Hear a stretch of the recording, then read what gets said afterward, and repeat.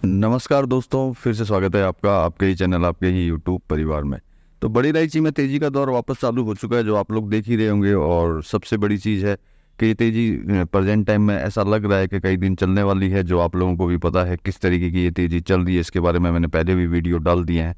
और इसमें इस चीज़ के अंदर जो है कौन कौन से लोग एक्टिव होंगे जी, जो बाद में लोगों को कोसते रहेंगे कि भैया ये हो गया, भैया वो हो गया, भैया आपने बोला था, भैया उन्होंने बोला था। तो इस तरह के लोग जो हैं वो ज़बरदस्त तरीके से एक्टिव हो चुके होंगे और आगे भी शायद एक्टिव ही रहेंगे। मतलब कि बड़ी इलायची की इस तेज़ी के ऊपर चर्चा करेंगे दोस्तों। लेकिन चैनल पर नए हैं तो वीडियो को लाइक और चैनल को सब्सक्राइब जरूर कर लीजिएगा।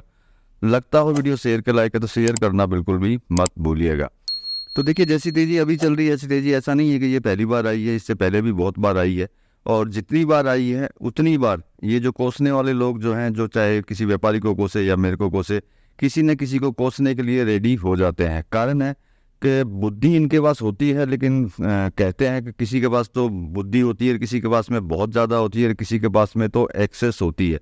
तो इनके पास में एक्सेस बुद्धि होने के कारण क्या है कि जब इस तरह की तेज़ी आती है तब उनको ऐसा लगता है कि बस अब ये तेज़ी आ गई, अब तो कभी रुकने वाली नहीं है। और इस बैंकर तेज़ी के अंदर भी जो है घुस करके माल खरीदना चालू कर देते हैं, वो भी कागजों में। क्योंकि देखिए, पैसा लगा करके जो काम करेगा वो तो चार बातें सोचेगा, चार बार सोचेगा, उन बातों पे भी गौर करेगा।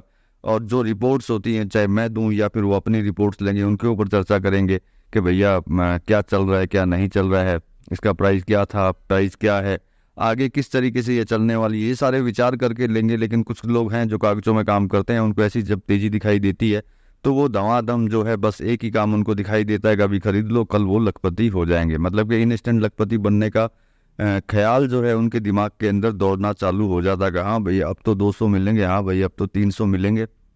और जब वो ले लेते हैं, ये किसी कारण से अगर स्टॉप हो जाती है, मतलब स्थिर हो जाती है या फिर थोड़ी बहुत नीचे आ जाती हैं, तब इनके पास एक ऑप्शन बचता है। वो ऑप्शन बचता है कि किसी को दोषी ठहराया जाए। खुद को दोषी नहीं मानेंगे, क्योंकि इनमें अक्ल ज़्यादा होती है। जिनमें ज़्यादा अक्ल होती है वो हमेशा दूसरे को दोषी ठहराने की कोशिश करता है और खुद को, अपने आप को दोषी कभी नहीं मानता है। तो देखिए, मेरे कहने का तात्पर्य सीधा सा है कि इस तरह की जब तेज़ी हो तो ज़्यादा विचार करें कि इस तरह की अगर तेज़ी है तो ये कब तक चलेगी और हमें कितना माल खरीदना चाहिए और कितना नहीं खरीदना चाहिए। और सबसे बड़ी बात है कि जब इस तरह की तेज़ी में अगर आप घुसते हैं तो रिस्क फैक्टर को जो है आपको हमेशा अपने साथ में लेकर के चलना चाहिए। अगर आप ये सोचें कि नहीं, नुकसान तो हो ही नहीं सकता है, तो ये सबसे बड़ी गलती होगी। क्योंकि जिस चीज़ से आप कमाना चाहते हैं तो उसी चीज़ से गंवाने की भी आप में हिम्मत होनी चाहिए, तभी आप जो है आगे की तरफ बढ़ सकते हैं। अब देखिए, प्रेजेंट टाइम में तेज़ी चल रही है, इसका मतलब मैं ये नहीं बोलूँगा कि भैया आप मत कमाइए, आप 100% कमाइए। लेकिन आप अपनी क्षमता के अंदर काम कीजिए। क्षमता से बाहर अगर काम करेंगे, इतनी तेज़ी के अंदर घुसेंगे तो आपको तकलीफ होगी। और हमेशा हर वीडियो में, आज तक मैंने जितने भी वीडियो बनाए हैं, हर वीडियो में आपको बोलता हूँ, जो भी काम करें हाजिर के अंदर करें और अपनी कैपेसिटी के अंदर करें, जिससे कि नुकसान की जो सीमा है वो थोड़ी कम हो जाती है। और आप हाजिर में काम करते हुए भी अगर आप अपनी क्षमता से ऊपर की तरफ माल खरीदेंगे तो निश्चित बात है आपको तकलीफ ज़रूर मिलेगी। प्रेजेंट टाइम में तेज़ी चल रही है, निर्यात की भी डिमांड चल रही है, डिमांड चल रही है, निर्यात स्टार्ट नहीं हुआ है। नो डाउट अब जो है डोमेस्टिक डिमांड भी जो है जल्दी ही चालू हो जाएगी। थोड़ी बहुत जो चालू हुई है उसका असर आपको देखने को मिल ही रहा है कि जो थोड़ी बहुत चालू के अंदर ही जब ये असर है तो आगे क्या असर इसके अंदर रहने वाला है। तो मेरे कहने का मतलब है, खरीदने का भी सोचें और बेचने का भी सोचें, क्योंकि परमात्मा ने आपको भी बहुत कुछ दिया है, दिमाग भी दिया है। तो आप इस समय पे विचार कर सकते हैं कि ऐसी तेज़ी के अंदर जो है आप लोगों को क्या करना चाहिए। माल खरीदना चाहिए या फिर बेच देना चाहिए या फिर कागज़ों में वापस माल खरीदना चाहिए। तो देखिए, स्पेशली जो है मैं कागज़ वालों को ही बोलूँगा, क्योंकि जिन्होंने हाजिर में ले रखा है उन्होंने सोच समझ के ही लिया होगा और उनको पता भी होगा कि उनको आगे क्या करना है और क्या नहीं करना है। लेकिन कागज़ वालों को स्पेशली बोल देता हूँ, ऐसी अगर तेज़ी है तो भैया उस तेज़ी के अंदर भी आप अगर कागज़ में माल लेते हैं तो हाजिर में खरीदने की आपकी क्षमता होनी चाहिए। नहीं तो फिर आप पूरे जीवन सिर्फ कोसते ही रहेंगे, किसी और को कुछ नहीं कर पाएंगे।